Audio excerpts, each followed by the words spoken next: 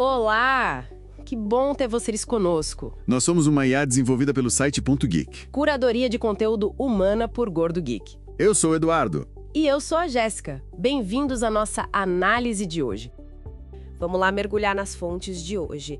Temos, olha, um cardápio bem variado, viu? Opa, vamos sim. Desde vulnerabilidades críticas em nuvem, passando pelos efeitos da guerra comercial lá na indústria automotiva, Pois é. até novidades com inteligência artificial aqui no Brasil, uma startup que parece promissora, de ex-funcionários do Google, Interessante essa. e até uma história meio detetive digital envolvendo uma política brasileira lá nos Estados Unidos.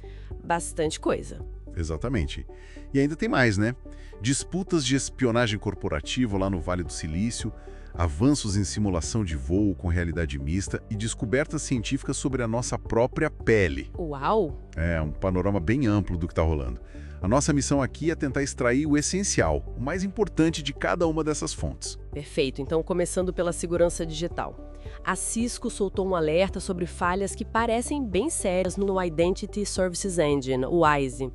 É aquele sistema que gerencia o acesso à rede, né? Isso, ele mesmo. E parece que afeta as grandes nuvens, tipo AWS, Azure, Oracle Cloud. Preocupante. É, bastante. A vulnerabilidade principal, que é a CVE 2025-2866, recebeu nota 9.9 de 10. É quase o máximo de gravidade. Nossa! E qual é o problema exatamente? Basicamente, o problema está na reutilização de credenciais estáticas.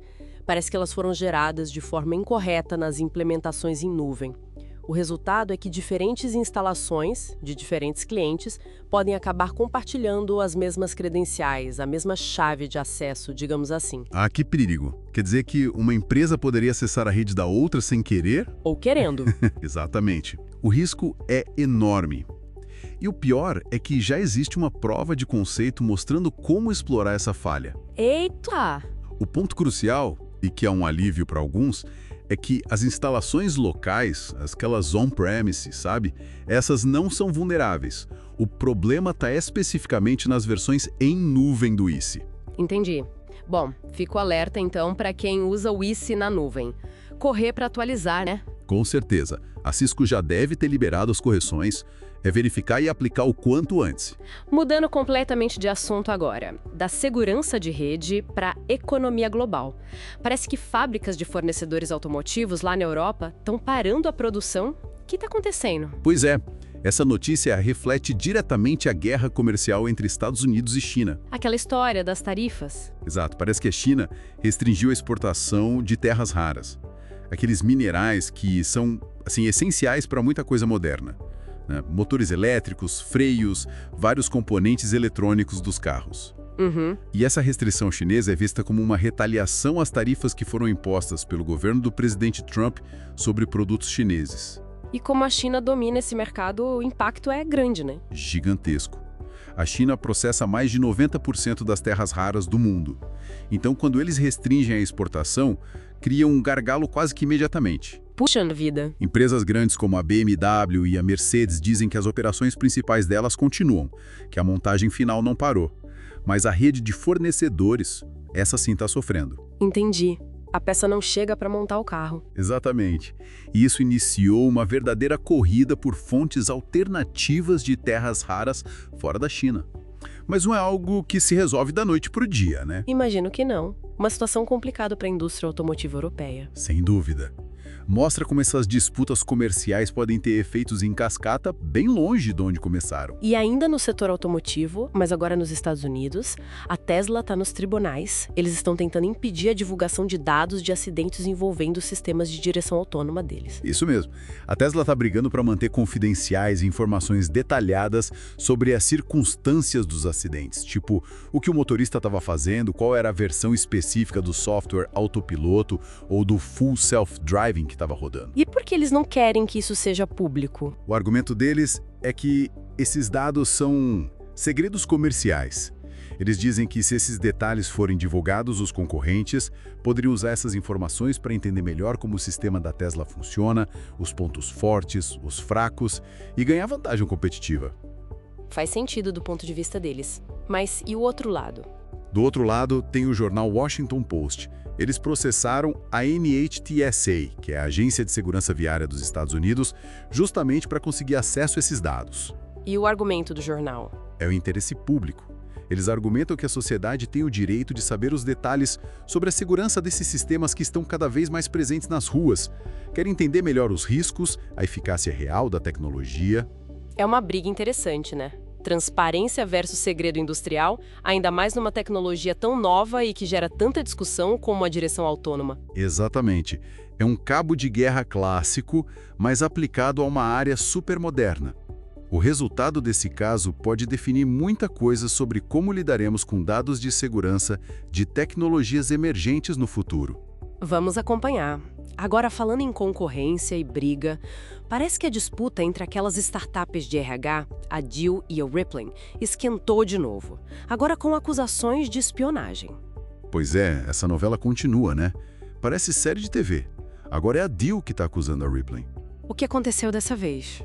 A Deel alega que a Rippling instruiu um funcionário deles a se passar por um cliente em potencial da Deel só para conseguir informações proprietárias, dados confidenciais sobre produtos e preços. Nossa, espionagem corporativa mesmo. Sim, e isso vem logo depois da Rippling ter feito uma acusação parecida contra a Deel, lembra?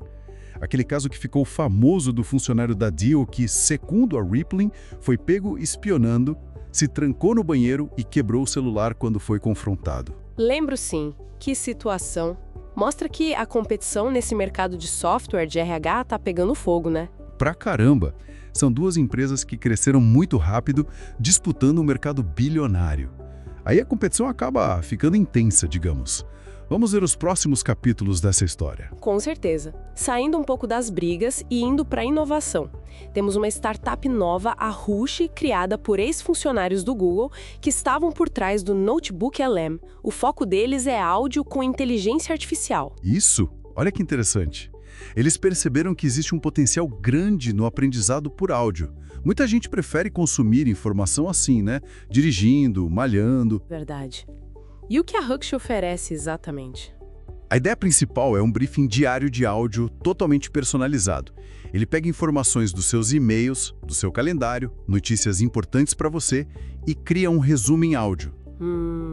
Tipo um podcast pessoal diário? Exato! E além disso, tem um recurso que eles chamam de Instant Deep Dive. Você pode pedir um resumo em áudio sobre praticamente qualquer tópico, e a IA gera para você na hora. Parece útil. Eles falaram alguma coisa sobre sair do Google? Sim, eles destacaram a velocidade de desenvolvimento que conseguiram ter fora da estrutura do Google. Dizem que conseguiram criar e lançar a Hux muito mais rápido do que conseguiriam lá dentro. Imagino. Mas a concorrência deve ser pesada, né? O próprio Google, o OpenAI. Com certeza. Eles estão entrando num campo onde os gigantes da tecnologia também estão investindo pesado. É uma aposta na qualidade do produto e na experiência focada em áudio, para tentar ganhar espaço. Interessante. E falando em inovação e IA, mas agora aqui no Brasil, o Itaú lançou uma ferramenta de IA para ajudar os clientes a investir. Exatamente. Chama-se Inteligência de Investimentos Itaú. É uma ferramenta que usa IA generativa e funciona dentro do aplicativo do banco mesmo. E como ela ajuda? Tipo um robô advisor? É mais ou menos isso. Funciona como um assessor virtual. Ela usa o perfil do cliente, o histórico de investimentos dele e cruza com dados de mercado para dar orientações personalizadas. Para quem é essa ferramenta? O foco inicial parece ser em clientes que talvez não tenham acesso a um assessor financeiro humano, ou aqueles que simplesmente preferem gerenciar os próprios investimentos, mas querem uma ajuda da tecnologia, sabe? Entendi. E ela recomenda qualquer tipo de investimento? Por enquanto, ela começou focando em CDBs e alguns fundos de investimento. A ideia é ir expandindo aos poucos. Inicialmente, está sendo liberada para clientes dos segmentos Uniclass e Personalité. Uma iniciativa bacana do Itaú usando a IA para uma área que ainda intimida muita gente, né? Que é investir. Sem dúvida. É uma forma de democratizar um pouco mais o acesso à orientação financeira, usando a tecnologia que está aí. Ainda no cenário brasileiro, mas mudando de setor, a TIP Brasil fechou acordos com mais de 40 provedores de internet regionais. A ideia é que esses provedores virem operadoras móveis virtuais, as MVNOs. Exato. A TIP Brasil, que já tem experiência nesse mercado, está fornecendo toda a estrutura e a plataforma para que esses provedores de internet menores, os ISPs, possam oferecer planos de celular com a sua própria marca. Ah, então o provedor de internet da minha cidade pequena poderia começar a vender chip de celular também. Exatamente essa a ideia. É uma forma deles diversificarem a receita, né? O mercado de banda larga fixa é muito competitivo. Oferecer celular se torna mais um serviço no portfólio deles. E esse mercado de MVNOs está crescendo. Tá sim. Segundo a fonte, o mercado de operadoras móveis virtuais cresceu 44% no Brasil só em 2024. Mostra que tem bastante potencial. Uau, 44% é bastante coisa. É sim. E a TIP Brasil já tem uma base sólida. Eles mencionam mais de 1 milhão de linhas fixas gerenciadas e já tinham uns 300 MVNOs credenciados antes desses novos 40. Eles estão apostando forte nesse modelo. Interessante ver essa movimentação no mercado de telecomunicações. Mais opções para o consumidor, talvez. A longo prazo, pode ser que sim. Vamos ver como esses novos MVNOs regionais vão se posicionar. Agora, uma história que mistura tecnologia, política e geografia de um jeito bem inusitado. Um jogador de GeoGuessr conseguiu localizar a deputada federal Carla Zambelli lá nos Estados Unidos. Pois é, essa história é impressionante, né? Um youtuber brasileiro, João Pascoal, que é bom nesse jogo GeoGuessr, aquele de adivinhar onde uma foto do Google Street View foi tirada. Sei qual é. Incrível a habilidade dessa galera. Total. E ele usou as habilidades dele para analisar um vídeo que a própria Zambelli postou nas redes sociais. Ele pegou pistas visuais do vídeo, tipo placas de carro, o tipo das palmeiras, o formato dos prédios ao fundo. Caramba! E aí? E aí, usando essas pistas e ferramentas como o Google Earth, ele conseguiu triangular a localização e descobriu que ela estava em Fort Lauderdale, na Flórida. Que trabalho de detetive digital! E qual o contexto disso? Porque ela está nos Estados Unidos. Bom, segundo a fonte, a Carla Zambelli está fora do Brasil desde que foi condenada por envolvimento na invasão dos sistemas do Conselho Nacional de Justiça, o CNJ. E ela responde a outros processos também. A Procuradoria-Geral da República, a PGR, já pediu a prisão preventiva dela e a inclusão do nome na lista de procurados da Interpol. Entendi.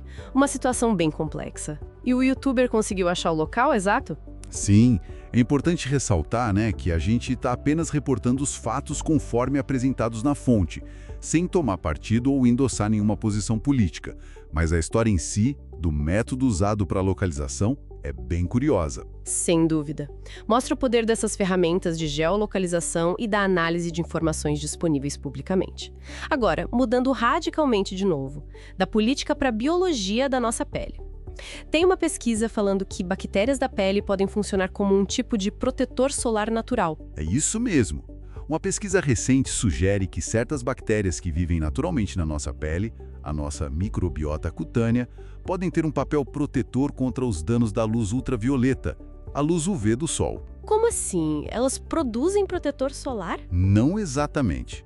O mecanismo é um pouco mais complexo e bem interessante. Parece que quando essas bactérias específicas são expostas à luz UV, elas produzem uma enzima chamada urocanase. Urocanase. E o que ela faz? Essa enzima neutraliza uma substância chamada ácido cisurocânico. Esse ácido é formado na nossa própria pele quando ela é exposta à luz UV e ele tem um efeito ruim. Ele pode suprimir a resposta imune da pele naquele local. Ah, então a bactéria combate algo que a pele produz e que nos prejudica. Exatamente. Ao neutralizar esse ácido, a bactéria ajuda a manter a resposta imune da pele ativa, o que é importante para reparar danos causados pelo sol e até para prevenir o desenvolvimento de problemas mais sérios. Que incrível! A gente vive com essas bactérias e elas podem estar nos ajudando contra o sol. Pois é mais um exemplo da importância do nosso microbioma, né? Essa pesquisa pode, no futuro, levar a novos tipos de protetores solares ou tratamentos para a pele que, em vez de só bloquear o sol, talvez estimulem essas bactérias protetoras ou usem essa enzima urocanase. Muito fascinante. Para fechar nossa análise de hoje, vamos para a Europa para uma inovação no treinamento de pilotos de avião. Isso. Uma notícia bem legal do setor de aviação. Pela primeira vez, a Agência de Segurança da Aviação da União Europeia, a EASA, aprovou o uso de um headset de realidade mista, MR, para o treinamento oficial de pilotos civis. Realidade mista. É diferente da realidade virtual. É sim, a realidade virtual te imerge totalmente no ambiente digital. A realidade mista, como o nome diz, mistura o mundo real com elementos digitais. Nesse caso, o headset aprovado é o XR4, da empresa Varjo. E como funciona no treinamento de pilotos? O piloto usa o headset dentro de um cockpit físico real. Ele pode ver e interagir com os controles reais do avião, os botões, o manche, mas ao olhar para fora pelas janelas, o headset projeta um cenário externo totalmente digital e simulado. Ah, que interessante! Então ele tem a sensação tátil dos controles, mas a visão do voo é simulada. Exatamente. Combina o melhor dos dois mundos, a imersão e flexibilidade da simulação digital com a interação física real do cockpit. A Lufthansa, a companhia aérea alemã, já está usando essa tecnologia nas fases iniciais do treinamento de seus pilotos. Deve ser uma experiência bem mais realista do que os simuladores tradicionais, imagino. Acredita-se que sim, especialmente para certas fases do treinamento. É um passo importante para modernizar e talvez até baratear parte do treinamento de pilotos, mantendo altos padrões de segurança. Nossa, quanta coisa a gente cobriu hoje. Foi da segurança cibernética na nuvem aos impactos econômicos globais da guerra comercial. Passando pela IA aplicada a finanças aqui no Brasil e ao consumo de informação lá fora. Rimos espionagem corporativa high-tech, métodos de rastreamento digital dignos de detetive. E ainda avanços científicos na biologia da nossa pele e novas tecnologias de treinamento com realidade mista. Ufa! Realmente, um volume incrível de informação de áreas bem diferentes. E fica claro como essas áreas todas estão interconectadas, né? E como tudo está evoluindo numa velocidade impressionante. E essa mistura toda que a gente viu hoje, rastreamento digital cada vez mais sofisticado, análise por inteligência artificial de dados pessoais, e agora até essa compreensão mais profunda da nossa própria biologia, como no caso das bactérias da pele. Isso tudo levanta uma questão interessante, né? Como essa combinação crescente de tecnologias pode remodelar os cenários de privacidade pessoal e de segurança de maneiras que a gente talvez ainda nem consiga imaginar direito hoje? Fica aí a reflexão.